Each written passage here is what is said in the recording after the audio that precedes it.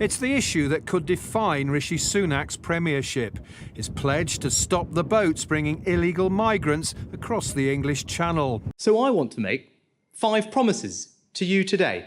It's the promise he probably wish he'd never made, the storm in a teacup that's blown up to levels of stupid. 5 pledges to deliver peace of mind. And shown the Tories to be rats in a sack fighting for supremacy. And here it is. 5th, we will pass new laws to stop small boats, making sure that if you come to this country illegally, you are detained and swiftly removed. Now, 11 months later, and Rishi's not in a good mood, as his plans to deport illegal migrants to Rwanda is on shaky ground, with a vote this Tuesday over it, looking like it will turn into a vote of confidence over Sunak himself.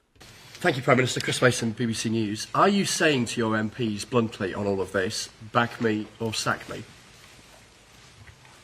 What I'm saying, not just to my MPs, but to the entire country, is that I share their frustration.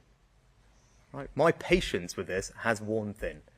Right? One of my 5 priorities at the beginning of the year was to stop the boats, and I'm pleased that we've made progress. The 5 priorities he chose for us, the British people, without really asking, but during a cost of living crisis, people don't want to see infighting Tories over a policy that in the end won't make much difference to them, especially when they're finding it harder to do the everyday things like heat their homes. George Monbiot sums it up beautifully.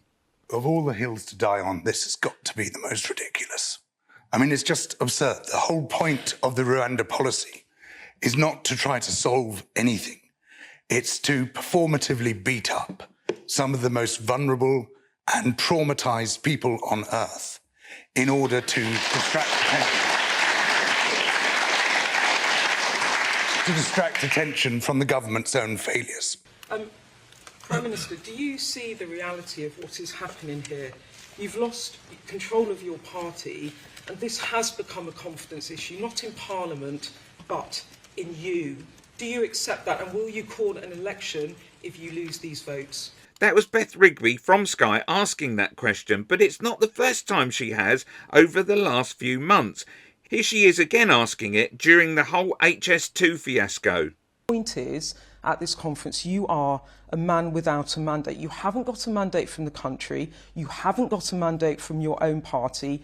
You're now making huge decisions about scrapping part of HS2 without anyone apart from a core of your own MPs giving you this job. If you were really serious about the long term, why don't you just go to the country? Because that's not what the country wants. And here's how Sunak knows that's not what we, the British people, want. That's not, I go out and about every day. That is not what anybody wants. What people want is the politicians making a difference to their lives. Meanwhile, greasy, honest Bob Robert Jenrick, former immigration minister, explains why he quit, helping to throw the whole Rwanda Bill and Sunak's premiership into question. Why did you quit? Well, in government, if you have profound disagreements with the direction of policy, particularly those that you are personally leading, it's right that you step away. And on both illegal and illegal migration, I felt that we were not heading in the right direction. I couldn't be the minister who was guiding this critical bill through Parliament, recommending it to parliamentarians and to the public, if I felt, as I do, that it is a weak bill that won't work. The Prime Minister, though, said that your resignation was based on what he described as a fundamental misunderstanding of the situation. Now, do you not understand the plans for Rwanda, or does the Prime Minister not understand the plans for Rwanda? Well, look, I've immersed myself in this issue more than anyone else in government. In fact, the Prime Minister said just the other day that I was probably the minister who knows more about this topic of any that he's met in Europe. So I think I do understand this issue. He doesn't. He's wrong to say.